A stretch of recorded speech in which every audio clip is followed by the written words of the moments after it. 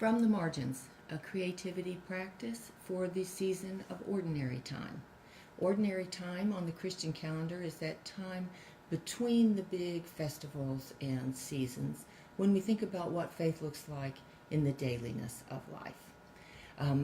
I am Dr. K.P. McKee, the founder and executive director of A Spacious Place, Spirituality and Creativity Center. Welcome. And as we are going through today's practice, we hope to hear from you. We would love to hear your questions and comments. And if you choose to participate in the creativity practice, we'd like to see and hear what you have done. So for today's practice, it's pretty simple. You're going to need just a few supplies. First of all, you're going to need a scripture with a story that is important to you, and I'll get into that in a minute. And then you're going to want some writing paper, and you want to be sure that it has a margin on it, because we're talking about from the margins, and we're going to just go over those with what we're doing, and then some kind of writing utensil, whatever works best for you.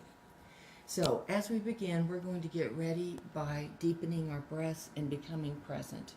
So if you'll just sit in your seat where you're comfortable. I like to have both feet on the floor. It helps us to feel like we're centered in our chair.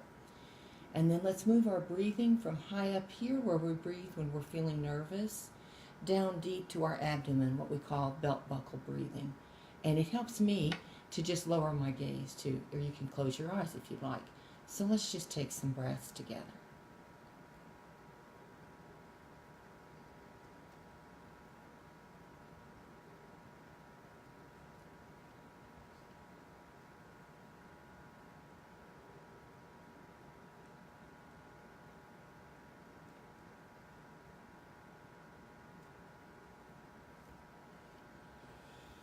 When you feel ready, you're going to turn to the scriptures and choose a story that is important to you.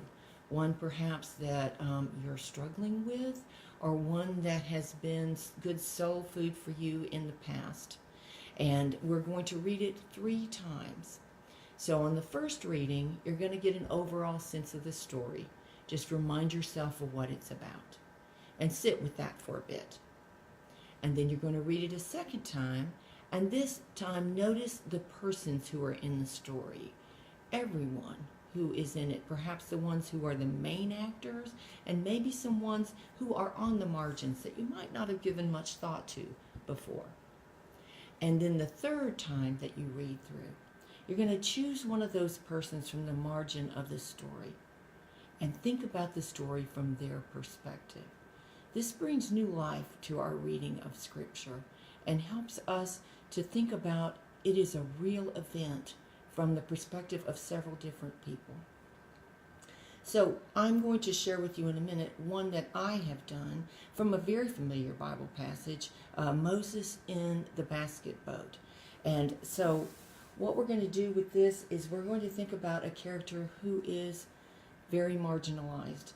And this person was not only a slave, but a female and a child.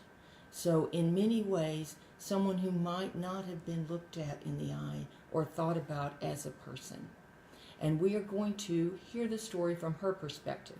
Now, when I first wrote this, I made a point to start outside the margins and write over the margins as a way to say that we need to ignore the margins that we have had set in our society and see each person as someone who matters and who has a story to tell. So I'm going to share my story with you, and I hope in time to hear some stories that you have written about persons from the margins. The name of the story is Jochebed's Daughter. I am a slave child. My life was poured out in service to others, yet since birth I had heard stories of a great God, a God above all gods, who had promised our forefather Abraham a nation and a land. I was suckled on stories of Isaac and Rebekah, of Jacob and Esau, of Leah and Rachel, a protector God, a deliverer God. Where was our God when Hebrew babies floated dead in the Nile? And then came my mother's third labor. Mother shoved rags into her mouth to stifle the screams that come with childbearing. This baby would be born in the dark, alone, with me as the only attendant. I had never seen my mother so, sweating and writhing in pain, eyes fierce, wildly determined to make no sound. The child came with the dawn, a male child sentenced on birth to death. "Miriam," said Mother after I had laid the cleaned child in her arms, "we must secret your brother. God's blessing rests upon him, and we must save him to accomplish all for which God created him." I nodded, feeling our smallness against the awesomeness of Pharaoh's will. So we hid him, muffled his cries with our own bodies, anticipated his needs so that he would not scream his distress. Our eyes grew hollow with wakefulness, our hearts more determined as our task grew more impossible. And then came in the night when he screamed and could not be muffled. The risks we had taken until that moment were nothing to what Mother resolved to begin with the next dawn. She fled our hut as the sun rose, and she came late to Pharaoh's field to work. Where had Mother been? That night, Mother removed the blanket covering a bed of reeds that she must have brought and gathered during the day. I watched her skillful fingers plait a lidded basket. Father brought home a bucket of tar. Its acrid aroma invaded our hut as she smeared the stuff inside the basket into its belly and lid. Mother was frantically thorough. She covered every inch. I asked no questions, but my eyes took in every movement. My mother was doing something beyond words, something I could only honor with silence. Then, with the dawn, she bundled my brother in a blanket and laid him in the basket. I watched from my pallet. When she set out on a solitary journey, her steps weighted with dread. I followed, silent and watchful, behind. I peered between the reeds and watched her set the basket on the gentle waves of the Nile.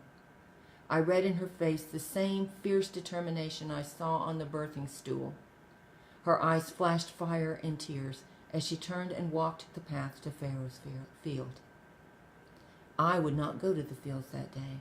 I would stay here, a familial spy for my mother and brother. The Nile shallows rocked my brother, and my heart pounded out a lullaby. In time, the reckless wisdom of Mother's plan came clear. The Egyptian princess, adorned in her finery, came to the river to bathe. Her attendants followed discreetly behind, carrying her bathing things. Was I more terrified that the princess would spy my brother's small craft, or that she would not?